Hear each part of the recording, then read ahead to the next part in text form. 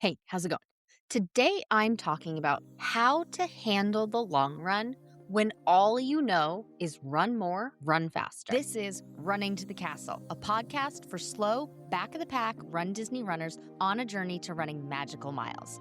Join me, Dr. Allie, as I share the secrets I've gathered as a runner, doctor of physical therapy, and coach. You'll learn the exact ways I get my clients to the castle strong, have a bigger buffer ahead of the balloon ladies, and have time to stop for character photos. Keep listening if your goal is to PR in fun, cross the finish line without feeling broken, and have energy to enjoy the Disney parks. When I'm talking about the long run, I mean the longest run of the week. On my free training plans, it is listed as an easy long run. It's probably on Sunday. And it also could be, if you're doing a challenge, it could be the next longest long run that is also listed as easy or walk. So if you're doing the Goofy challenge, as an example, where you do the half marathon followed by the full marathon, you have some weekends where you are doing back-to-back long runs. That is to get into the groove, get your body adjusted and used to doing two days of running back to back as what you would be doing on race day for half marathon followed by the full marathon. So the long run are those runs, as opposed to, I'm not talking about cross training today. I'm not talking about speed workouts today. I'm not talking about 30, 20, 10, progression run, hills, or tempo. I'm talking about long runs. These runs are easy. They are conversational. You should be able to sing during them. Go for a reverse PR, which means go the slowest you have ever gone on a long run. I would much rather hear a runner tell me, you know what, I walked my long run this week, as opposed to hearing them say, oh my God, I just got the fastest long run. I just PR'd my long run. I just got my fastest 5K, 10K, half marathon in a training run. That, to me, I know it's really exciting to see the progress there. To me, I'm going to subconsciously, not even subconsciously, wait for the next 4 to 6 weeks for something to happen. Somebody's going to say, I got hurt. Somebody's going to say, I have no energy for this long run anymore. I'm going backwards. I'm regressing. This is not going well. I'm not motivated. I've lost motivation to run. I've been skipping 2 weeks of running. I did so good. And then all of a sudden, I've skipped 2 weeks because I didn't get out the door soon enough. I just didn't want to. The goal of the long run, remember, every run has a purpose. Run with purpose. The goal of the long run is to build time on your feet. Get your body used to being on your feet for however many minutes, hours you're going to be on your feet on race day, on the longest run of your race week. So if you're doing the Goofy challenge, the goal of your long run is to build up time on your feet so that you can be on your feet for the entire length of time that you're going to be out there for the marathon. Now, the back-to-back runs is to get your body acclimated to being able to do it 2 days in a row at a long amount of time, okay? So for the long run, did you hear me say that the long run is to get your fastest time? No, it's to build time on your feet. When you build time on your feet, you gain endurance. You build your body's ability to put one foot in front of the other, no matter how fast or slow, so that you can put one foot in front of the other and finish your race. On the long run, you will hear coaches say you should run a conversational pace. Yes, I agree with that. Some run coaches will say you should be able to sing during it. I also agree with that. Some run coaches will say things like you should stay in zone 2. I kind of agree with that, and I'll talk about why kind of in a second. But that's really hard to gauge if you're doing it right, because, a lot of runners are out there on their own, by themselves. They're not having a conversation with anybody. One way to combat that is to actually have a conversation with somebody or talk to yourself. Call somebody on the phone, bring a running buddy. And these are options, right? I'm not saying any one is better than the other. I like running by myself. Running is my me time. It is where I de-stress. It's actually where I come up with a lot of ideas to put out at podcast episodes. It gives me a lot of ideas of how to help runners because I can zone out and I just let my mind go. I listen to podcasts, I listen to audiobooks. Usually I'm listening to business related podcasts and audiobooks. I do listen to some running based podcasts. Honestly, not a ton. I more listen to people talking about, recapping races and interviewing other people in the space, right? I feel like when other coaches listen to other coaches, there's a battle in trying to prove who's right. I'm not here to prove I'm right? I'm not going to say what so-and-so says is wrong. It may not be what I personally and professionally recommend, but that advice works for somebody. And so I can't sit here and compare and contrast my recommendations with their recommendations because their recommendations may not be for anybody that's even listening to my podcast, right? So here are some options. What options do you think is best for you? And go from there. If you're listening to this podcast episode, something I have said along the way resonated with you and you're like, oh, yeah, that makes sense. Or that, I want to try that. And then you try it and you're like, oh, that worked. What else does she have to say? But somebody else might listen to the podcast one time and be like, oh, this lady's an idiot. None of this is relevant to me. And then they go on their merry little way. And so anyway, that was a very big tangent in talking about why I listen to different podcasts and the kind of podcasts I listen to or audiobooks that I listen to. And so I listen to those things on the long run. Now, notice I don't listen to music very much on my long run. I didn't mention any music. I actually forgot. Very, very rarely I will listen to music on a long run. But when I listen to music on a long run, it is more of a slow beat.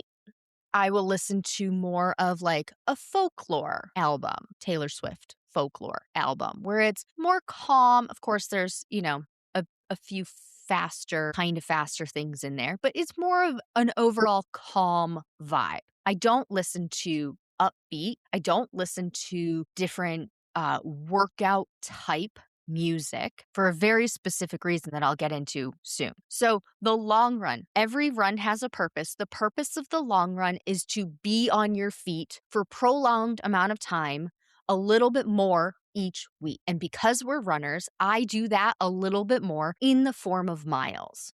You also could do it in the form of time. Instead of looking at how many miles, start off with time. If you're running a 15-minute per mile pace, on average, then your first long run, the running portion, the run walk portion would be 45 minutes.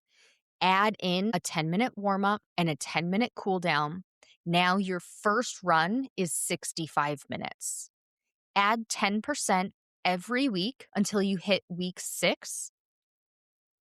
Go back 3 weeks because that's the halfway point. Go back 3 weeks, do that same time frame. And then the next week, week 7, you add 10% to week 5 and you keep going up until you hit the 6-week time frame again. And then you go back to that middle week. So you're doing a deload every 6 weeks and you don't need to think about, how much of a deload should I do? Just drop back to whatever the halfway point was at your previous, at week 7, 8, 9, 10, 11, 12, go back to whatever week, that must have been week 8 or 9. I think it's 9. And then you just keep doing it until you hit your longest long run. If you're doing a marathon, it's about 3 weeks before race day. If you're doing a half marathon, 2 weeks before race day, you should have your long run take you the amount of time your race is going to take you. So if that marathon, if you anticipate it's going to take 7 hours, that longest long run should take you 7 hours. If you think your half marathon is going to take you 3.5 hours, that longest long run should take you 3.5 hours. And I want you to go so slow that you could have a conversation, that you could be singing. I don't want you to run fast during this long run. The slower, the better. When we think about running with purpose, that also coincides with the gray zone, where the gray zone is this middle of the road zone of running, speed of running, pace of running, where it's not fast, but it's not slow, but it's hard enough that you're tired from the workout. So it gives you this false sense of, I did a hard workout today. I got my heart rate up, my breathing was heavy, I'm sweating a lot, but you may still be in this gray zone as opposed to pink and green. So think of a line, think of a spectrum where the far left is pink. Pink are easy peasy, lemon squeezy miles, easy peasy pace. That is something that you could do all day. Like if you saw that pace on there, you'd be like, is this all I'm supposed to do today? That's nothing. That's a walk in the Disney park, maybe literally. Then all the way on the right, we have green. We have green miles. We have green paces. These are hard. These are fast. These are paces that you can only hit once in a 30-second period and then need 10 minutes to recover from. You have this spectrum. So you have the bright pink all the way to the left, and you have the bright green all the way to the right. And as these colors come closer and closer into the middle, closer and closer together, their brightness starts dimming a little bit. And it's a little less pink because it's a little bit faster. It's a little less green because it's a little bit slower. And then a little less and a little less.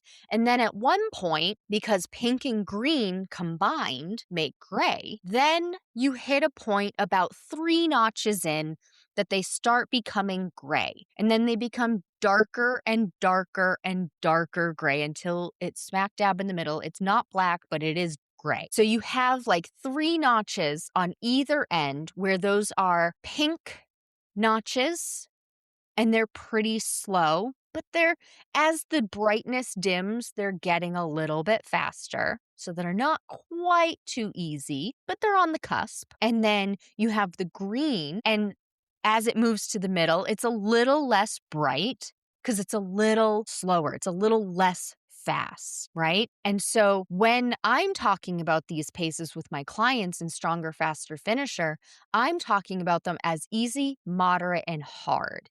Easy are those pink miles. And easy, ideally, the easy is the brightest of the pink, but the next couple of notches still are likely close enough. It's okay. I would like them slower on the long run. Then on the other end of the spectrum, the brightest of the bright green, that's your hard pace. That's the pace that you can do for one run interval. So if you do 30-30 run walk intervals, that's a 30-second all-out sprint. Okay, then you need 10 minutes to recover. If you move in a couple of notches, that's your moderate pace, where it's not your fast, but boy, is this challenging. I'm going to need 5 minutes to recover from this before I do this exact pace for this 5-minute time period again. And anywhere in between is gray. We want to stay out of the gray zone for all of our training runs, whether it be speed workouts or easy long runs. On the long run front, those are easy miles. So we want them to be on the left side of that spectrum. We want them to be bright pink, easy peasy. So other coaches may say run in zone 2. I don't like that because that relies on other factors besides your actual pace and speed. Now, we will take that into consideration during things like the summer months, right? But zone 2, did I say it does not take into account? I can't remember. It doesn't take into account these other factors. So your heart rate may be falsely elevated, but you are running at your easy pace. and it still feels easy. So zone 2 is a little iffy because it's a relatively wide zone, and it ends up making runners frustrated because they could get out of zone 2 and be into zone 3, which could still be an okay zone to be in for your long run. It could jump into zone 3 even though you are running easy. It doesn't feel too hard, but it could be that way because you suddenly got startled. Somebody came running up behind you. A dog jumped over the fence and is running down the street after you. You were stressed out because of something else. And so then you might actually be running in zone 3 and then get upset and get frustrated. Now, could you still slow it down, be back in zone 2, and that would be acceptable? Absolutely. But you may be frustrated with yourself where you felt like you had to go so slow. And that was all just because of these external factors. So I like to make the ideal situation and pace test. And I have multiple episodes about pace testing. I'm not going to go into that today. But when you pace test, you find your easy, moderate, and hard paces. And for the long run, you're going to use that easy pace. So in the ideal scenario, likely on the treadmill, this is the pace that is easy peasy lemon squeezy. You can sing, let it go during, you can have a conversation during it. And I'm talking about the run portion of your run walk intervals. That's the pace I'm talking about. I'm not talking about the average pace overall between your run and your walk. I'm not talking about that average pace. Because that average pace can get there so many different ways. If you want your overall average pace to be 15 minutes per mile and you run 30-30 intervals, you could run a 10-minute per mile pace during your 30-30 interval, and then you could walk a 20-minute per mile pace, and you still come out to that average. But that 10-minute per mile pace, is that crazy hard? Is that a sprint for you? That's not easy. That's pushing your limits too high. If you want that 15-minute per mile easy overall average pace, I would recommend you run something like 14-minute per mile pace and then walk 16-minute per mile pace. That would get you to that 15-minute per mile easy average, right? But maybe you're thinking, well, I can't walk a 16-minute per mile pace, so I have to get up to an 18-minute per mile pace for my walk, but I still want that 15-minute per mile pace because runDisney recommends that we train at a 15-minute per mile pace. But if you do 18 minutes, that means you still have to run a 12-minute per mile pace during your run interval. Is that easy for you? Is it easy for you? The answer may be yes, but for many runners who listen to this podcast, that's not an easy pace. And so then you need to slow it down even more. So that's why I recommend don't look at the average. You could walk a 25-minute per mile pace for all I care on the easy run because the whole point is being on your feet week after week after week until you get to that longest long run. And then you're on your feet for the amount of time that race will take you. So make the run portion easy. And you test that with pace testing. So then you know exactly on my ideal situation, this is how fast or how slow I'm running. And then on all of the long runs after you pace test, that's the fastest that you can go. If you want an A++ for a grade on your long run, if you want to do it 1,000% right, in my mind, then your easy pace that you tested is the fastest you should ever go. Even better if you go slower, because that means you're on your feet for longer. You can have it all. You can't have it all at once. You can do it all, but you can't do it all at once. So if you're thinking right now, Allie, if you're telling me that I should go even slower and you're telling me that I should walk even slower on this long run, I can't do that because I'm never going to be able to get faster for race day to stay ahead of the balloon ladies. Friend, when done right, this works. I have seen it with hundreds of slow runDisney runners already. And that's because you go slow on these long runs. Remember, run with purpose. Every run has a purpose. And then you go and spend your cross training working on getting your walking faster. And then you go and spend your speed workouts spending time getting your run faster. So you get faster on your run on the speed workouts. You get faster on your walk on cross training, like paced walking or incline walking. And then you get better at being able to be on your feet for the whole length of time of the race on the long. You can work on it all, just not all in the same workout. It reminds me a little bit of I've used this comparison in another episode before, but growing up, my parents, my mom used to get us the what are they? The We Sing videos, right? And so there was Magical Musical Mansion, and there was a guy who saw all of these other performances. He saw the quintet of the French horns, and he saw the such and such group, and he saw the magician, and he saw all of these different things.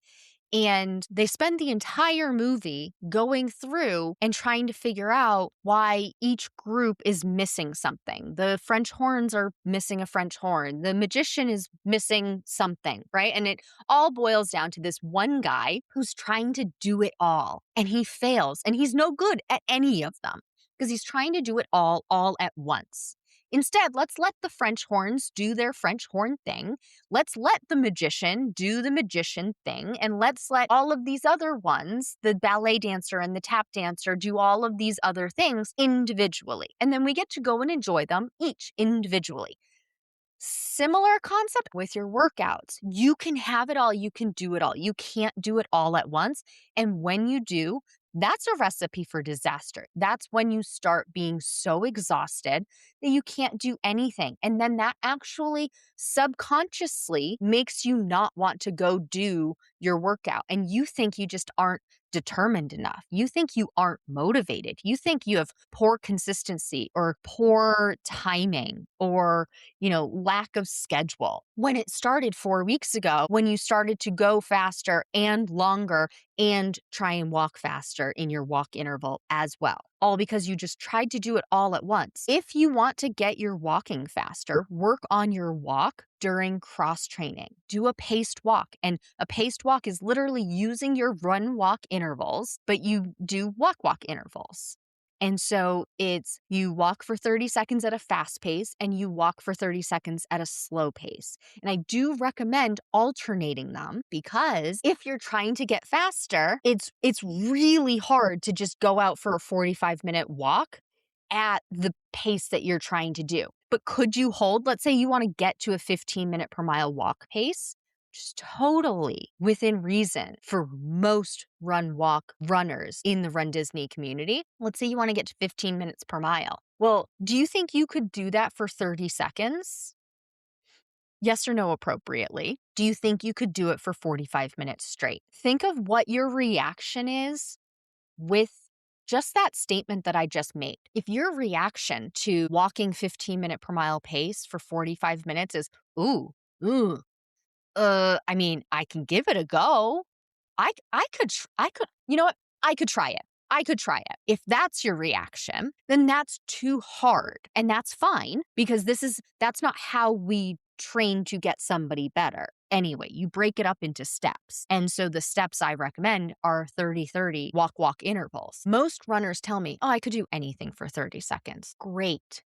Do it. Do your 15-minute per mile pace walk for 30 seconds. And then on the alternate walk, slow it down to like 25 minutes per mile again. We don't care about that one. We care about the faster walk one. Use that other walk as recovery so that over time you can start saying, oh, yeah, I could walk that. And then once you feel comfortable walking every single interval and hitting every single first walk interval, the faster walk interval at that 15-minute per mile pace, now you can increase the other. And that's how you do that. But you don't do it on the long run. I've strayed a little bit in this episode. I'm sorry about that. But the point is, save that stuff for the cross training. Save trying to get your run faster on the speed workouts. Yes, they're shorter. The endurance and the speed that you gain from doing all of these individually come together in the long run. It will take time, at least 6 months. At least 6 months. For some of you, it may even take 12 or 18 months, depending on where your fitness level is starting. But it will take even longer than that if you don't slow down. Because slowing down on the long run allows your body to not be double hit, right? Because if you have gone through school or have a science background, what's one of the first things they teach you about the scientific method? The first thing would be form a hypothesis, right? But one of the next things is change one variable at a time and do different tests for each variable to see which one is making the change.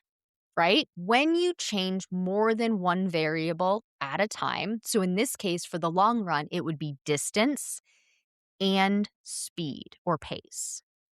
Okay? Those are the two variables that you're changing when you go fast and try and go fast every long run.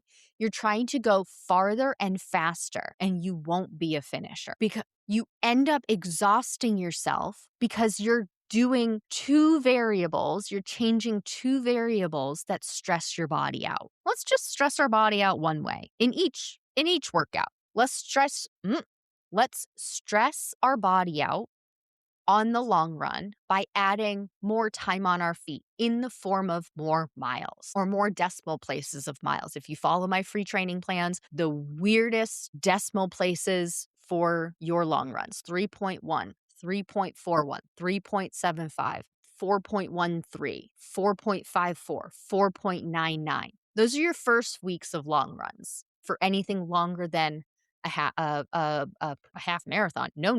For anything longer than a 5K. Stress your body out one way. We don't need to stress it out all of the ways. Stress it out one way. And then stress your body out with going faster only on the speed workouts. And you keep those trainings, those speed workouts, the same amount of time, 45 minutes with a 10-minute warm up, 10-minute cool down. So it's really only 25 minutes, which going shorter on those speed workouts allows you to go even faster. So you don't have to do it for 13.1 miles or however long your long run is that week. Stress your body out one way in each of the workouts because each workout has a different purpose. Each run has its own purpose. The long run is being on your feet for more time each week. Spend time on your feet, even if you have to walk some of those miles to make it so that it takes you that long. Great. I love it. Because when you're training for these races, you're doing it for months at a time. So you have multiple weeks to practice over and over and over again.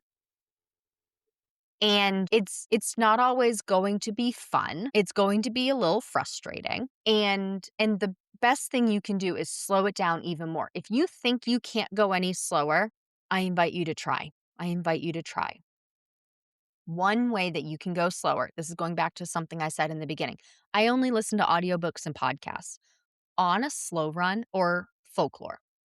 On a long, easy, slow run, don't listen to fast-paced music. You're going to catch yourself wanting to run faster to hit the beat or because you're getting amped up from it. Listen to Ben Stein's lecture on anything and go at that pace, right? Like get the cadence of whatever his voice is. That's the ticket. Go slower. I don't listen to music on long runs. I don't recommend it. Podcasts, audiobook, maybe not true crime because that might be getting your heart rate up. Listen to something that's interesting, but you're not going to catch yourself being like, ooh, I want to vibe to the beat of this one. Don't do that. Save those for your speed workouts because we want you to vibe to the beat. We want you to go for that fast beat cadence, pick it up, try and hit the rhythm, not on the long, slow, easy run. You have weeks after weeks after weeks of these long, easy runs. The first thing I have runners do who want to get faster, the first thing I have them do is either stop their long runs or walk their long runs. Because I find that it's not that runners can't go faster on their speed workouts. It's that they go too fast on their long run, that they're exhausted by the time their speed workout comes along. And so they can't hit those green paces because they've been running in the gray zone, which is kind of fast, not kind of fast, too fast to recover, but too slow to make any progress. And so they can't have the energy, they don't have the energy to hit those upper miles because they've gone too fast on their long run. So I recommend when they're first doing these trainings, if they can, now this is of course if they are not actively training for a race, that they walk their long runs or they just cut them out completely and it's, like a 45-minute or a 60-minute walk to guarantee that they are going slow enough to not stress their body out in two ways on that long. Please take what you've learned in this episode and use it to adjust your strategy for your RunDisney race training. It's not about doing more. It's about doing the right things in the right balance so you can finish strong, not broken. And if you want personalized guidance specific to your race, your injury history, your running background, and your goals, that's exactly what we do inside Stronger, Faster, Finisher. You'll get step-by-step instructions and a proven system to help you train smarter from start to finish. Join the waitlist today to be the first to know when it opens next. That's all for now. Talk to you soon.